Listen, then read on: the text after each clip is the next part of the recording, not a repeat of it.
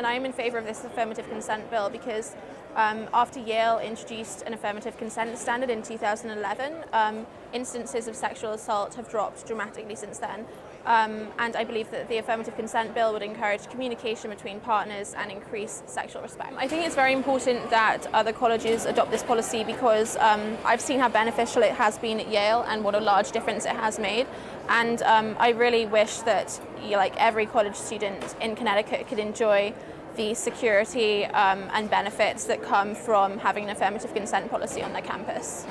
It's important to have affirmative consent standards on college campuses, particularly when it comes to reporting sexual assault.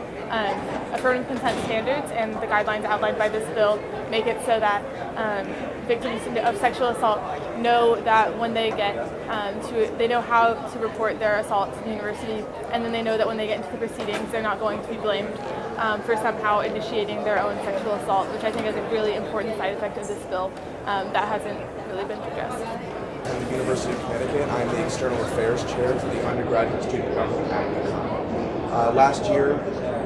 the Undergraduate Student Government passed legislation which urged the General Assembly to pass any legislation that's going to move towards making it a state standard that affirmative consent is what universities use to determine whether a sexual assault has occurred on campus. We think this is important because we don't believe as a student body